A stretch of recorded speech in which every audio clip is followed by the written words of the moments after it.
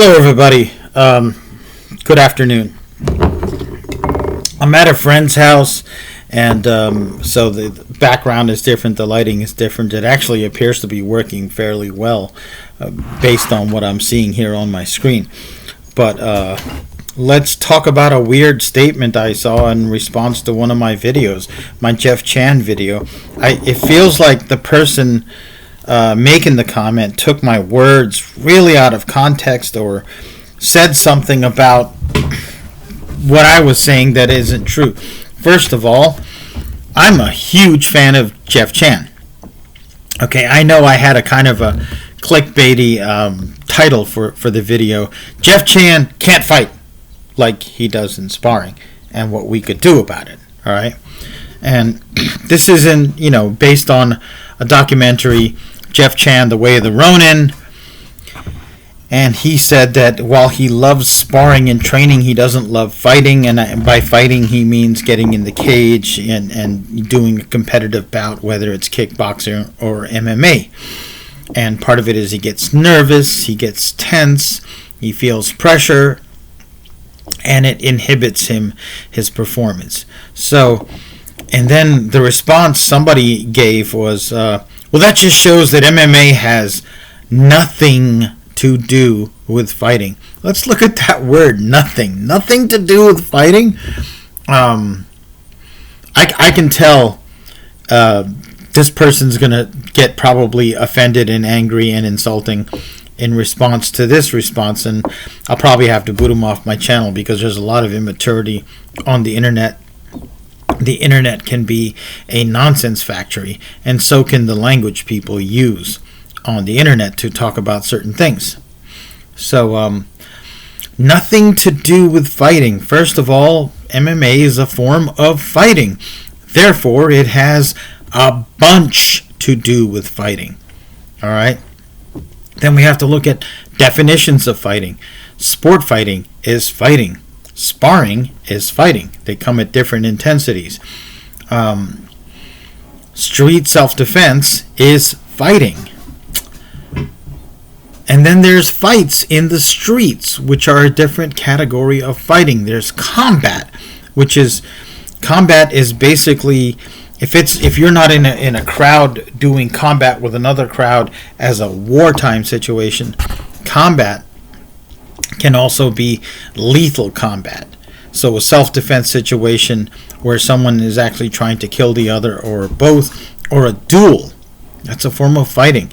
These should be fundamental things. I shouldn't have to be saying this, but apparently someone doesn't know what fighting is and what MMA is. MMA is a form of fighting that is very close to what you would encounter on the street. It doesn't have weapons, and it doesn't have multiple attackers, and it comes in a set environment, right? But it is... the training for MMA and the sparring and the competing in the cage are a damn sight more intense and temporarily beneficial to your survivability in street altercations than a lot of traditional schools training curriculums and regimens. So I'm always ready to say sport martial arts have limitations and rules, and they're gamified. And they do that so we can participate in them over and over, and people don't die and have injuries, right? But the thing is, if you do something full time over and over again, especially if you have a training staff, if you have coaching, and you're doing it 6-7 days a week like many pros are, right? And you learn how to do it under immense pressure, mental and physical, you develop a lot more skill, resilience, toughness. My friend Diane's working outside. And all this stuff than the typical recreational martial artist. Most recreational martial artists, if they had the most efficient fighting style in the world, had to go one-on-one, toe-to-toe with a pro fighter. They're at a disadvantage because, you're lucky if you see a typical recreational martial artist that has a job and kids and all these things in the dojo, in the kwan, in the dojang 3 times a week. If they do that, they're ahead of the curve. All right. And typical recreational martial artist is either very young or what we would call over the hill. People in their 30s and 40s may be starting it to get fit, and some people either persisted into their 60s and beyond, or started then, right? So your bodies are a little bit more fragile, a little bit more worn out, a lot less fit, and you're no longer at the peak of physicality. So I think a lot of recreational martial artists, academic martial artists, have a highly inflated opinion of their ability and their physicality.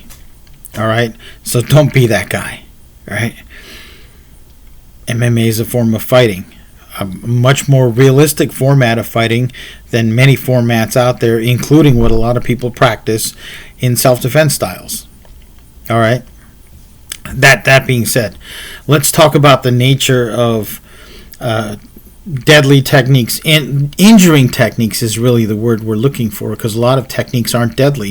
If I hit you with the finger jab as hard as I can and it sinks in, a digit or two, you're not going to die, but it's very injurious if I get that off.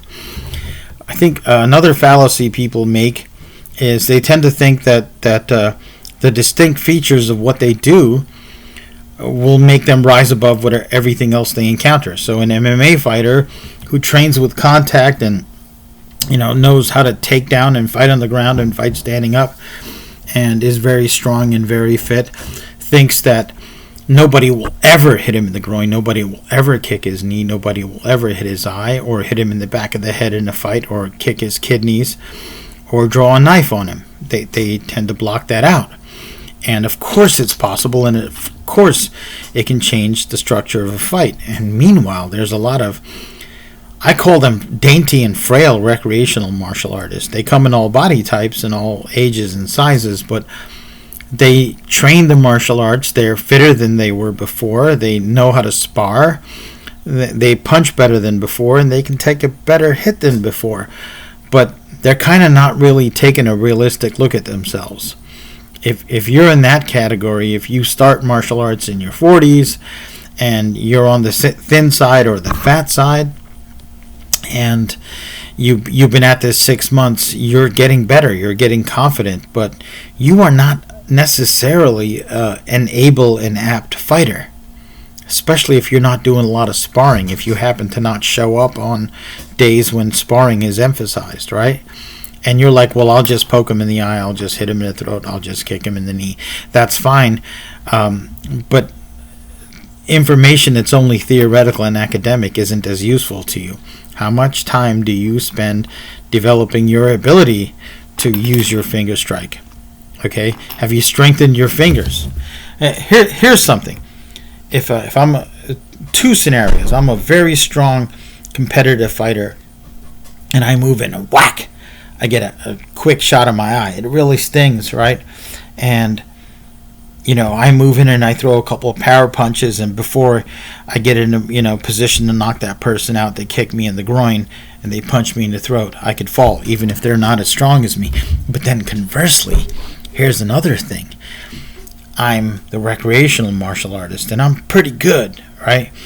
And I'm fighting a professional fighter, and I throw a finger jab, and he sees it coming, and he just ducks his head, and I hit him in the forehead full force and snap my finger. I go to hit him in the throat, and he tucks his chin in, like they often do, and I hit the chin with my leopard knuckle. Meanwhile, I've got a broken hand, right? It's easy for that fighter to beat me up with his right 1, 2, 3 and a knee strike. Okay? So we need to have a realistic idea of what we can and can't do, and that's my friend Diana, what we can and can't do, and all that jazz. All right? So let's be realistic. Let's not use words that we don't know the meanings of. There's a lot of people going around saying, well, his Muay Thai low kick is deadly. His elbow to the nose is deadly. Deadly means able to kill. There's never been a a low kick to the leg that has killed anybody. It's not deadly. Okay? There's never been an elbow strike to the nose that's killed anybody to my knowledge. It's not deadly.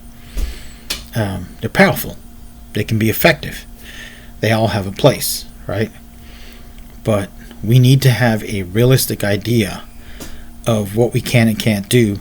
And remember, all the great execution of techniques in the world might not be useful if you don't have any experience getting there. And it might not be any good to you if you can't take a punch, right?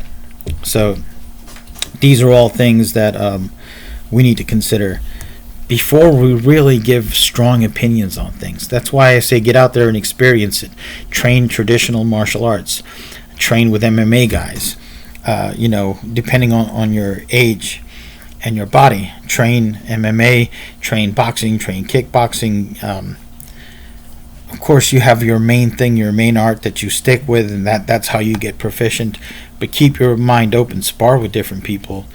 Get private lessons. Go to seminars. Right. Otherwise, you'll wind up saying something weird and untrue, like MMA has nothing to do with fighting.